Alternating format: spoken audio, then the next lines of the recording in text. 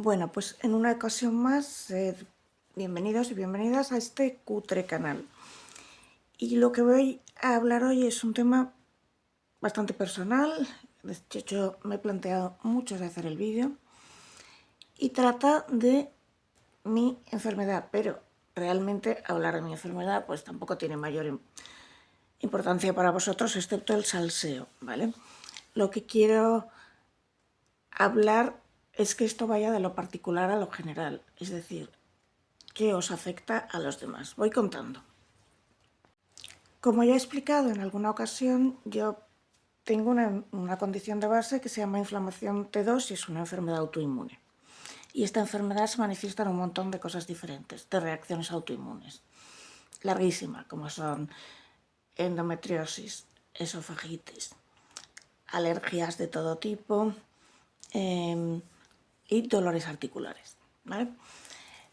Cuando se ha puesto como se dispara con el estrés, porque el cortisol lo dispara, pues hubo momentos en los que me puse muy mal y sobre todo se manifestó en algo que se llama esofagitis eosinofílica, que son básicamente vómitos constantes, ¿vale? Entonces, en agosto, yo además recuerdo el día 11 de agosto porque iba a ver a las Perseidas e iba a hacer una ruta de senderismo para subir hasta un monte y ver las Perseidas. Y de repente a mí me empieza a doler la pierna, como si me hubiera dado un tirón. Entonces, de repente digo, es que es imposible que yo me suba una montaña con esto. Y bueno, pues no fui a ver las Perseidas y sí fui a ver a un fisioterapeuta que me dijo, efectivamente, aquí hay no era un tirón, no sé lo que me dijo, y me dijo que hiciera una serie de ejercicios y me dio unas pastillas, una pomada, nada especial. Entonces, durante agosto yo aguanté más o menos porque en Manzanares tenía una piscina, podía nadar todos los días y había romero, auténtico romero, o sea, romero de ir a la mata y cogerlo. Y entonces podía hacer infusiones de romero fresco y podía hacer cataplasmas de romero fresco. Hubo un día cuando tuve que bajar a Barbate, en 2 ocasiones me puse muy mal porque tenía que estar sentada mucho rato y el dolor fue insoportable y de hecho en Barbate acabé en la caja de socorro porque no soportaba el dolor. Y cuando llegué a Madrid, que ya llevaba un mes, me fui al médico. Cuando empecé a buscar y vi esto es una ciática, ponía, si los dolores duran un mes, vaya usted a su médico que esto no es normal. Yo llevaba un mes. Entonces voy al médico y le digo, oye, me pasa esto, patatín, patatán, y me dice, sí, efectivamente es ciática, bueno, vamos a pedir unas pruebas y entre tanto toma ibuprofeno. El ibuprofeno no servía para nada, absolutamente para nada, y el dolor iba subiendo. Y además es que de repente se me empezó a paralizar el pie, a tener unos calambres, cosquilleos, parálisis, y un día iba andando por la calle, ¡bum!, me caí. Se quedó la pierna como tonta y me caí en mitad de la calle. Entonces yo vuelvo al médico porque leo, oiga, si esto dura más de un mes y empiezan a aparecer hormigueos, calambres, tal, vaya usted al médico inmediatamente. Y le digo, es que además el ibuprofeno no sirve para nada. Y me da Enantium. Continúo. El Enantium tampoco sirve para nada y el dolor cada vez es mayor, pero llegar de momentos de llorar de dolor. Entonces regreso y le digo, mire, deme usted tramadol, por favor, porque no soporto el dolor. Atención porque me habían dado pruebas con una lista de espera, la que hay en Madrid normalmente, son 63 días la media. Es decir, que yo hasta tenía que hacerme 2 pruebas, pero hasta noviembre no se sabría, no vería a un médico especialista, no al médico de cabecera. Yo ya empiezo a ponerme fatal, a tal punto que todas las tardes las paso en casa, mi vida se afecta mucho porque, como sabéis, yo tengo que acabar el máster. Escribir puedo escribir desde casa, pero las prácticas las tengo que hacer. Entonces tengo que pactar con Uber, una pasta, por cierto, que me lleve hasta el sitio y me traiga, y porque no podía ni andar. Y en el sitio donde colaboro, pues estoy haciendo un programa da igual lo que estoy haciendo, es un programa de intervención multicomponente con conversación guiada y poesía y música, pero bueno, esto en el fondo os da igual. Pero bueno, mi vida se empieza a afectar porque yo en principio no puedo ir a trabajar, pero a colaborar voy en el Uber. No puedo quedar con mis amigos porque no puedo estar ni de pie ni sentada. No puedo ir al cine, no puedo hacer absolutamente nada excepto estar en la cama y además por la mañana es soportable, pero por las tardes se pone muchísimo peor. Esto tiene una explicación que se llama citoquinas, que no vamos a entrar aquí en por qué. Pero bueno, que por las tardes se pone peor. Y yo cada vez me veo peor, peor, peor. Tienes que yo tengo tramadol. Pero yo sé perfectamente que el tramadol es muy peligroso. Que el tramadol es altamente adictivo porque el tramadol es un opiáceo. Entonces, si habéis visto una película de Almodóvar que se llama Átame, Victoria Abril tiene no sé qué dolor y no funciona, creo que es la regla, no funciona nada porque como ha estado tomando opiáceos ya nada le funciona porque ella había sido heroinómana.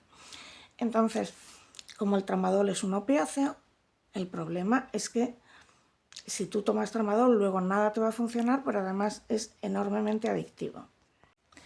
Aquí dejadme hacer un inciso porque yo quiero contaros la historia de un amigo, que es muy importante para que entendáis lo que pasa con el tramadol. Este amigo mío era y es un escultor, aunque ha tenido que dejar de ser escultor, ahora entenderéis por qué. Y la vida le iba muy bien, porque era de los pocos escultores en España, creo yo, artistas, que vivía de su trabajo, daba clases además, era en inglés es light and soul of the party, que en español es el perejil de todas las salsas. Y un chico que en su casa se hacían unas fiestas increíbles, era el líder de su grupo, tenía un grupo de amigos brutal, una novia, la misma novia repetida muchas veces, pero siempre modelos, o sea, una cosa muy increíble, ¿no? Y entonces este chico está haciendo una escultura y se cae, y se da en el hombro, y se le disloca el hombro, y se rompe el brazo y no sé cuántas cosas más. Y entonces tiene muchísimo dolor, muchísimo dolor, muchísimo dolor y le dan tramadol. El asunto es que tiene que dejar, ya no puede esculpir, tiene que dejar de trabajar y claro, con el dolor no puede salir, lo mismo que me pasa a mí. Y cuando tienes un montón de amigos que en realidad son más bien compañeros de farra, no sé si recordáis esa canción de Gardel que era adiós amigos, compañeros de mi vida, farra querida, pues eso, gente con la que sales, pero que igual no quedas a tomar café a hablar de Schopenhauer, vamos. Pues él se da cuenta de que tantos amigos como tiene, pero los amigos no le vienen a casa a visitar, que él no puede salir. La novia al rato le deja porque la novia también era muy fiestera y entonces no le interesa estar con él. Y todo esto pues como que se va yendo de madre cada vez más y él de pronto se ve que no tiene trabajo, que la novia le ha dejado, o sea, que ya no puede trabajar, que le duele, que le duele, que le duele, porque estamos hablando de que esto va transcurriendo un año y él sigue con los mismos dolores. Y entonces se deprime muchísimo y se intenta quitar la existencia, ¿vale? La automorisión, ya sabéis que la palabra no la podemos decir. Y entonces se pone tan mal que tiene que volver al pueblo de sus padres, situado en una pequeña ciudad de provincias, digamos Zamora, que no era Zamora, pero bueno. Y allí cambia de médico, claro. A todo esto yendo a un psicoanalista lacaniano que te aseguro que no sirve de nada para estos casos, que solo te ponen peor. Y cuando llega el médico allí, a ese pequeño pueblo, el médico mira y dice, oye, aquí pone que tú has estado, o sea, le empieza a hablar con él y se entera que tú has estado tomando tramadol un año. Sí, claro, por eso te has intentado quitar la vida, porque te has tomado tramadol un año. El tramadol deprime muchísimo en según qué personas, sobre todo en él, que era alguien muy creativo, que es alguien muy creativo y muy sensible. Entonces, el dolor que tenía era dolor neuropático, nadie lo había mirado, era que se le había pinzado un nervio al caerse. El tramadol no servía para nada, pero el tramadol, porque para el dolor neuropático es mejor tomar otras cosas, y porque es un dolor de un nervio que se pinza, no de que tú te hayas pegado un golpe. Y había estado un año tomando tramadol. Vuelvo a esto porque como yo conocía la historia de este chico, yo decía, no puedo tomar tramadol todos los días. Con lo cual, a la desesperada, lo que empecé a usar es marihuana, pero no fumándola, porque yo no fumo, no me gusta fumar, sino comprándola, machacándola, metiéndola en aceite y en alcohol, bote de aceite, bote de alcohol, infusionándola, se llama, la pones al baño María y te la pones en la pierna. Y más o menos funcionaba.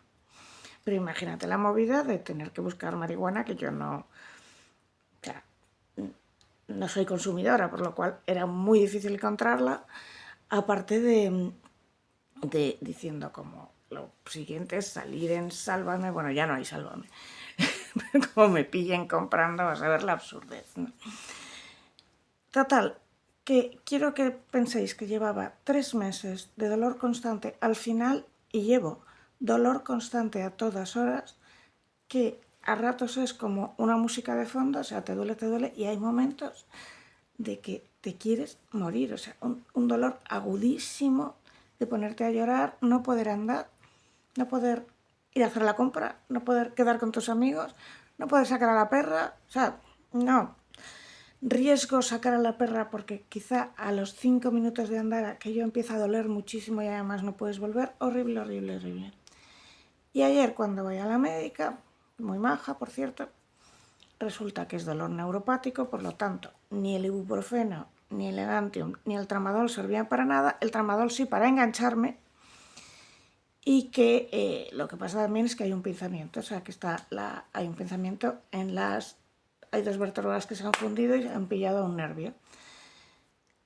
Entonces yo pienso, hace unos años yo soy lo suficientemente mayor para recordar cuando la sanidad pública funcionaba, ¿vale? Entonces, si hubiera pasado esto, no hubiera habido 2 meses de lista de espera, porque yo siempre he trabajado con sanidad pública y he tenido problemas ginecológicos, problemas de neumonías, problemas de todo. Nunca había 2 meses, era 10 días. Si hubiera pasado esto en el año 97, cuando yo saqué Amor, Curiosidad, Proeza, que Dudas, o en el 95, o cuando fuera, hubieran sido 10 días, no se hubiera esperado 2 meses, no me hubieran estado dando 2 meses medicando con un opiáceo que es muy peligroso, no hubiera acabado automedicándome yo, no hubiera estado 2 meses de dolor constante y se hubiera visto esto mucho antes. Aparte de que hace unos años alguien se habría dado cuenta de, mira, todos estos síntomas que tienes, que hay que intervenir pronto, porque lleva más de un mes, porque tiene calambres, porque se ha caído en la calle, porque se le duerme la pierna, porque no puede estar. O sea, se hubiera visto a la primera, esto es dolor neuropático, esto no es una ciática normal. Pero lo que ha sucedido aquí es un fenómeno de habituación, que es un fenómeno de habituación que no es que un día las listas de espera sean 10 días y al siguiente sean 2 meses, sino que poco a poco han ido subiendo y con el tiempo la gente se ha acostumbrado a, bueno, las listas de espera de 2 meses es lo normal. De la misma forma que se han acostumbrado a el tren no funciona, es lo normal. Yo recuerdo perfectamente cuando el tren llegaba en hora siempre y salía en hora siempre. Y si llegabas 3 minutos tarde habías perdido el tren. Entonces la pregunta es, ¿cómo puede ser que habiendo tenido un récord de recaudación, tener los impuestos más altos de la historia de la democracia actualmente, que el mismo Ministerio de Hacienda te reconozca que hubo un récord de recaudación en 2023, porque los datos de 2024 y 2025 todavía no los tenemos, que nunca se había recaudado tanto? ¿Cómo es posible que ya no funcione nada? Que no funcione la sanidad, que no funcione la sanidad, que no funcionen los trenes, que no funcione nada, que no funcione el Servicio Estatal de Protección de Empleo, porque cuando yo estaba en paro alguna vez en mi vida iba, sellaba y punto. Ahora, listas de espera en las que tienes que pagar a mafia para poder reclamar el paro. Bueno, pues esto es muy simple. Por lo siguiente,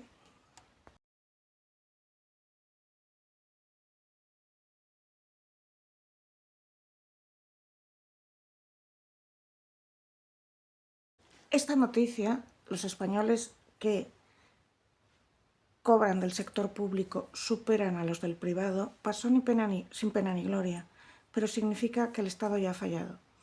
Cuando menos de la mitad de la población trabaja para mantener a la otra mitad de la población, a más de la mitad, eso es insostenible. Ya no puedes sostener ni el estado del bienestar, no se sostiene. No puedes sostener ni los trenes, ni la educación, por supuesto, ni la sanidad. El declive de la educación en España es obvio, es decir, el informe PISA lo refleja así. Estamos a la cola del informe PISA, somos los últimos. En sitios en los que hay mucha inmigración, lo que se hace es meter a acoger a todos los inmigrantes que llegan, pero no se puede, no hay dinero para hacer aulas de acogida. Entonces llega gente que no habla castellano, los metes en la clase igual y vas rebajando el nivel, hasta que llega un punto que el nivel es tan bajo que te dan una orden de que incluso se han suspendido todas, pasen de curso. El nivel de la educación en España se ha ido a la porra. Últimos en el informe PISA.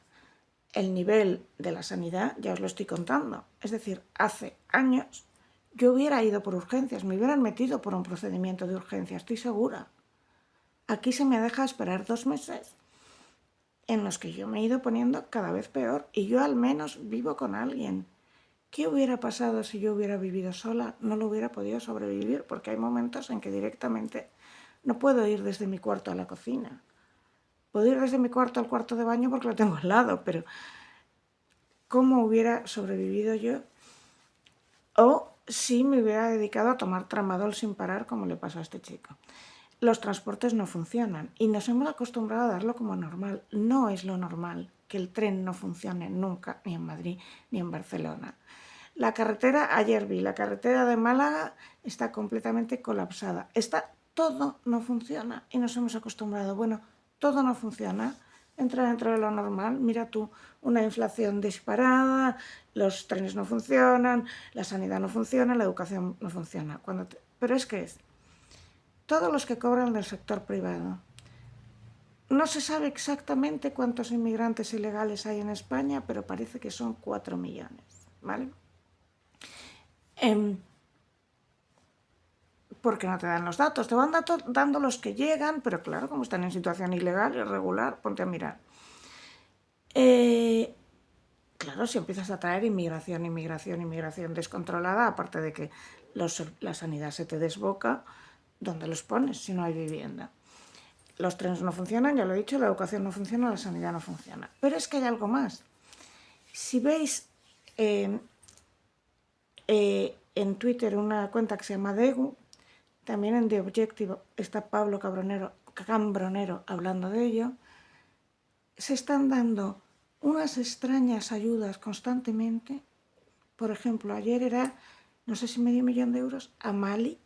Mali está tomada por el islamismo radical y allí no entra nadie. ¿Qué estamos haciendo ayudando a Mali? Bueno, pues todo esto es lo mismo que hacía Ábalos con Fiadelso. Ábalos creó una ONG que se llamaba Fiadelso, que mandaba dinero a Perú, que en realidad se mandaba a sí mismo. Todas estas extrañas y constantes ayudas de cooperación para el desarrollo por parte de un país que ya tiene un nivel de pobreza altísimo, pues suena sospechosamente a corrupción y sobre todo, ¿qué hacemos dando dinero a otros países como si no hubiera un mañana cuando aquí no funciona el tren, no funciona la sanidad, no funciona la educación? Y luego, ¿por qué tenemos tantísimos funcionarios? Es lógico que tengamos bomberos, policías, profesores y médicos, pero ¿cómo puede haber tantísimos funcionarios? Bueno, cuando piensas que solo el presidente tiene unos 2.000 asesores y que van saliendo asesores debajo de las piedras, pues claro, lo vas viendo. Hay un montón de funcionarios que realmente no están haciendo una labor para el Estado, sino que están colocados en diferentes puestos para hacer redes clientelares. La clase media española se está deteriorando y se están llevando a muchas personas a los estratos más bajos y se ha disparado la exclusión social severa, es decir, la pobreza severa, que es un 52% desde el año 2007, es decir, la pobreza severa se ha incrementado un 52%. En total, en España viven 4,3 millones de personas en exclusión severa, de los cuales un tercio, 1,4 millones, son menores de edad. No fallan las personas, está fallando el sistema, advierte Cáritas en su último informe. Repito, 4,3 millones de personas en exclusión social severa. Entre ellos, casi 1,5 millones son menores de edad. Y 9,5 millones de personas, casi el 20% de la población, en exclusión social general. Lo voy a explicar para que lo entiendas. 4,3 millones de personas igual no pueden comer todos los días, o directamente no tienen luz, o viven en condiciones infrahumanas. Unos 10 millones de personas sí pueden comer, pueden pagar la luz y el agua, pero prácticamente no pueden salir o no pueden tener acceso a ocio o a salidas, es decir, viven para trabajar y viven bajo mínimos. Y hay casi 1,5 millones de niños que están en condiciones de exclusión social severa, de auténtica pobreza dramática. Ayer, sin embargo, salía nuestro querido presidente del ALMA a decir que España estaba en un momento de su mejor momento económico. Esos son datos macro. Eso quiere decir que hay gente que se está haciendo muy rica mientras otros se hacen muy pobres. Por ejemplo, en España han venido fondos como BlackRock o Vanguard, ¿no? Estos fondos se están haciendo con un montón de viviendas. ¿Cómo sucede? Pues desde que pusieron estas leyes absurdas de desahucio, en las que se impiden todos los desahucios y te obligan a pagar a ti los suministros, pues muchísimos propietarios que tenían Inquiocupas se vieron obligados a vender el piso o el apartamento o la casa o el chalet con un Inquiocupa dentro. Esto lo coge un gran fondo de inversión que tiene el dinero para sobornar al Inquiocupa que se vaya. Hoy he flipado porque Alejandra Jacinto, que estaba en Podemos, dice que dejar de pagar los suministros es acoso inmobiliario. O sea, se te mete un Inquiocupa en tu casa, deja de pagar y encima tú le tienes que pagar la luz, el agua, todo. Es que es absurdo. Bueno, pues esa es la idea que tienen. Finalmente a lo que hemos llegado es un sitio donde los millonarios se hacen muy ricos y los pobres se hacen muy pobres. Lo que sucede en Qatar, en Colombia o en donde quieras. Pero hay una clase política que no se entera de nada porque ellos sí que tienen acceso a la sanidad privada, sí que llevan, es alucinante, todos los ministros llevan a sus hijos cuando los tienen a educación privada.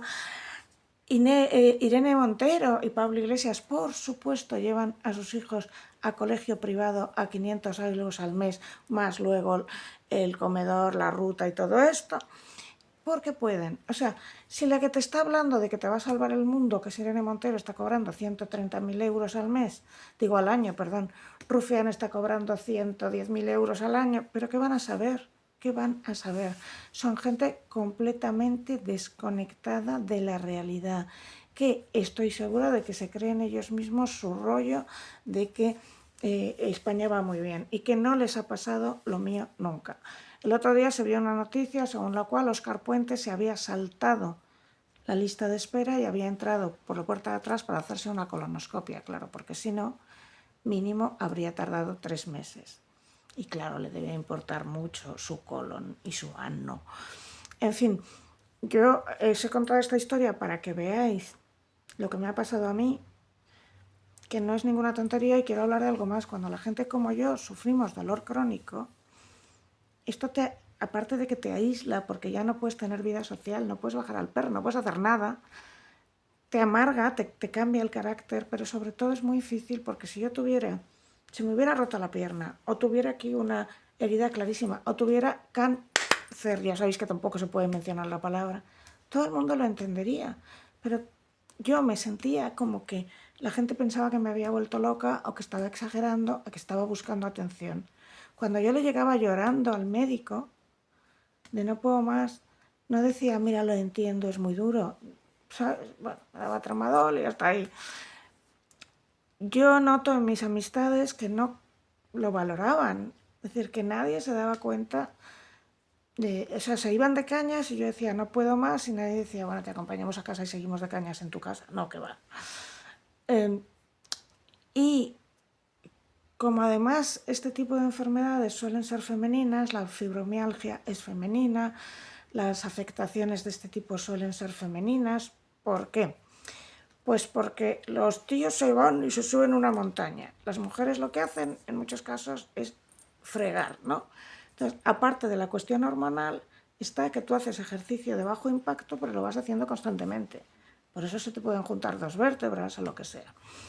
Bueno, pues yo lo que sé perfectamente es que a las mujeres No se nos hace tanto caso cuando nos quejamos. Hay extendida una idea de que la gente se queja de vicio o algo así. Y yo lo que llevo vividos estos 2 meses es que a nadie le importaba un comino entre mis amistades.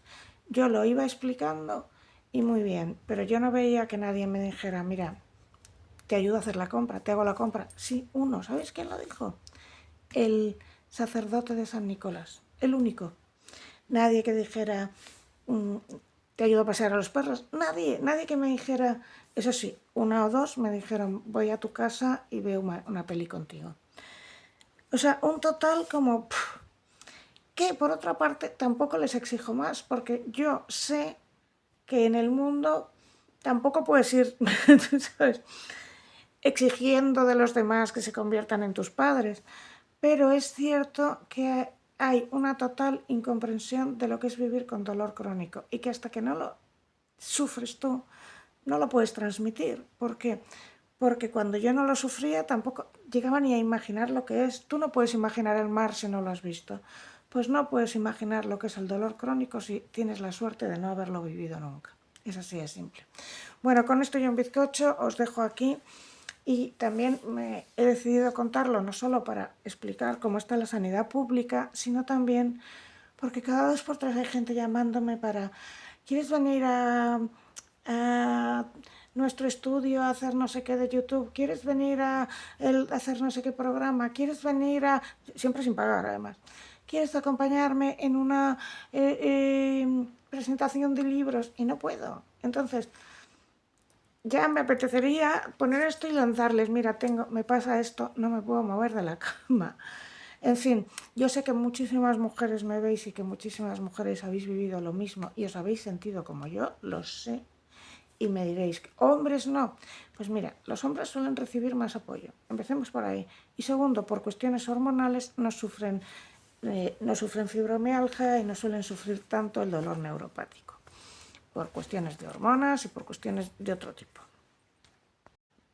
Pero antes de explicarte en detalle por qué las mujeres sufrimos más dolor crónico que los hombres, un mensaje de nuestra patrocinadora, que soy yo.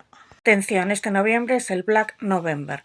Hay una oferta única, 2 títulos a mitad de precio, pero además solo en noviembre, porque después de noviembre no habrá más, se descatalogarán y los títulos son Selene y los 4 elementos y Amor, Curiosidad, Proza y Dudas, atención, en edición de coleccionista, ilustrada. Yo no me llevo nada de esto porque he descontado el porcentaje de beneficios de autor y editor. Simplemente se sacan los libros a mitad de precio, a precio de coste, porque son los últimos que quedan de la edición y no quiero destruirlos. Si aprovechas esta oportunidad, pues le puedes regalar a alguien el libro en diciembre, sabiendo que serán los últimos que quedan y que ya serán un libro de coleccionista porque no habrá más. Los puedes encontrar en Amazon, en Fnac, en Casa del Libro, El Corte Inglés. Si se han agotado en alguno de estos, buscas en otro lado. Recuerdo que están a mitad de precio y que son los últimos que quedan de cada edición. Muchas gracias por haber llegado hasta aquí. De mi cabeza voy a explicar por qué. Primero, por las diferencias hormonales. El andrógeno, la testosterona, es analgésica en muchas ocasiones. Por eso cuando la gente se deprime le dan testosterona. Es gran error, pero recordad que, ¿cómo se llama este? Jorge Javier Vázquez tuvo una depresión y contó que le habían recetado testosterona. Esto es un gran error porque luego baja mucho. ¿Pero por qué funciona? Porque la testosterona es antagonista del del cortisol. Entonces, por ejemplo, para situaciones de ansiedad te dan muchas veces testosterona, pero cuidado porque los efectos secundarios son, vamos, mejor te tomas un ansiolítico, en serio, porque los efectos secundarios de la testosterona pueden ser muy complicados. También porque el estrógeno a veces reduce la sensibilidad del dolor y por eso los dolores menstruales son tan complicados. Las mujeres tenemos mayor densidad de fibras nerviosas sensoriales y esto aumenta la sensibilidad al dolor. También aumenta la sensibilidad al placer, por eso hay mujeres multiorgásmicas y hay hombres multiorgásmicos los que entrenan en tantra y todo esto, que los hay, pero las mujeres lo tienen de forma natural y los hombres lo tienen que entrenar. Hay diferencias en los circuitos cerebrales que procesan el dolor y el estrés. ¿Por qué? Porque tú vas a vivir un parto. Entonces estás bueno, no todas las mujeres van a vivir un parto, pero la naturaleza parte de que sí lo puedes vivir. Entonces tú tienes los circuitos cerebrales distintamente cableados. Por eso puedes sentir más el dolor. Y los receptores opioides, los receptores de dolor, funcionan de manera diferente entre sexos. Y esto es muy importante porque por eso las mujeres, por eso yo tengo que tener mucho cuidado con el tramadol, porque las mujeres nos podemos enganchar bastante antes. Aparte, nuestro sistema inmunológico es mucho más reactivo, porque nuestro cuerpo está destinado a gestar niños. No solo, obviamente, pero se entiende que vamos a gestar niños. Por lo tanto, tenemos que reaccionar mucho antes a cualquier amenaza para proteger al bebé. Y entonces tendemos a sufrir más inflamaciones persistentes, enfermedades autoinmunes y sensibilización del sistema nervioso. Por eso las mujeres tienen más fibromialgia, más lupus, más artritis reumatoide. Más fibromialgia, más lupus, más artritis reumatoide, mucho más. Y porque algunos genes involucrados en la percepción del dolor y la inflamación se expresan a partir del cromosoma X. Y como tenemos 2X, pues tenemos doble posibilidad. Esto es importante porque como las enfermedades de dolor crónico suelen aparecer en mujeres y durante años la profesión médica ha estado tomada por los hombres, es decir, cuando yo era pequeña no había médicas, de verdad, y alguien dirá, ¿por qué dices médica y no médico? Mira, no estoy para discutir esto, menos hoy, ¿entiendes? Pues durante años se minimizaba lo que decían las mujeres y sobre todo por el daño que hizo Freud en este sentido, porque Freud creó la idea de que existe el dolor psicosomático y de que, bueno, poco menos que te lo inventas. La idea de que las mujeres histéricas somatizaban el dolor es de Freud y Freud nos hizo una putada muy grande a todas las mujeres porque no, esto del dolor psicosomático realmente no existe. Lo que existe en muchas ocasiones es que ante mucho estrés se dispara el cortisol y el cortisol favorece una serie de problemas que se manifiestan en dolor. Es decir, si te duele muchísimo algo no es que te lo estés inventando, es que estás bajo una situación de estrés y ha subido el cortisol, ya está. Y esto es lo que él llamaba psicosomatizar, que ha creado la idea de que las mujeres se inventan el dolor en Occidente, a partir de nuestro querido amigo Freud, que aquí nos hizo la putada del siglo. Bueno, pues hemos llegado hasta aquí. Y ya sabes, suscríbete, dale like, deja un comentario, si quieres donar algo aquí o aquí, pero aquí deja €1, porque me interesa más que te compres un libro. Y te recuerdo que el día 27 tenemos una cita, y lo voy a explicar en el vídeo que va a venir a continuación, pero sobre todo suscríbete, dale like, deja un comentario. Lo del comentario es fundamental porque a determinadas personas nos están quitando el algoritmo. ¿Por qué? Pues por cuestiones políticas. Le han quitado el canal a Wall Street Wolverine, se lo han quitado a Infoblogger, a Begoña Herpe le están restringiendo el algoritmo. ¿Y esto cómo se hace? Pues determinadas personas hacen lo que se llama un ataque de ballenas. Cogen, se hacen 2000 cuentas y empiezan a mandar bots para que nos censuren, ¿vale? Y por eso es más importante que nunca que dejéis un comentario, por favor, el que sea. Hola reina, ¿cómo estás? ¿Vale? Y recordad que tenemos una cita el día 27 y te lo voy a enseñar en el vídeo que voy a poner a continuación. Hola, me llamo Lucía Echevarría y tengo algo que contarte. Este es James Pennebaker y es un profesor de la Universidad de Texas y un psicólogo social. En 1983 realizó un experimento en el que le pidió a un grupo de personas que escribieran sobre sus emociones más profundas relacionadas con experiencias traumáticas. Los resultados fueron sorprendentes porque quienes escribieron sobre sus sentimientos mostraron mejoras en su salud física y mental en comparación con aquellos que escribieron sobre temas triviales. Y según los estudios de Pennebaker, que hizo este experimento con muchos más grupos y en muchos más sitios, la escritura expresiva ayuda a procesar emociones, reducir el estrés, mejorar el bienestar físico y favorecer el autoconocimiento. Desde 1983 el paradigma de la escritura expresiva se ha ido ampliando y se han ido haciendo muchísimos experimentos en diferentes partes del mundo con diversos grupos y talleres. Y esta soy yo. Hace unos 25 años acudí en la Universidad de McGill, en Montreal, a un taller sobre escritura expresiva. Y acudí por equivocación porque yo estaba pensando que iba a un taller de escritura creativa, a un taller literario. Me quedé tan fascinada con lo que aprendí allí que decidí seguir investigando y finalmente decidí también estudiar la carrera de psicología y me hice un máster en neuropsicología. Y hay una cosa importante, que yo podía aportar mucho porque soy novelista, he escrito poemas, he escrito todo tipo de géneros, incluyendo ensayo político, libros para niños, poesía, novela, lo que guiones, nómbralo y lo he hecho. Y pensé que podía aportar mucho puesto que conozco los mecanismos inconscientes de la escritura mucho mejor que nadie, ya que he trabajado con ellos durante años. Y así nació este libro, el Manual de Escritura Expresiva para No Profesionales. Un manual de 30 ejercicios para hacer en un mes en un camino de autoconocimiento. Y sí, funciona. No solo me ha funcionado a mí, sino que recibo constantemente mensajes y cartas de lectores y lectoras agradecidos. Y ahora llega este otro, el Manual Práctico de Escritura Expresiva para Profesionales. En realidad está destinado a profesionales de la salud mental, a que los profesionales implementen técnicas de escritura expresiva en su gabinete o en su consulta. Pero si no eres profesional de la salud mental, obviamente también puedes leerlo, porque me he esforzado mucho en que sea fácilmente comprensible para cualquiera que quiera indagar en los mecanismos más profundos de la escritura expresiva. Y nada, que como decía Hemingway, si quieres cambiar el mundo, empieza por cambiar tu vida. Coge un bolígrafo y un papel y ponte a escribir.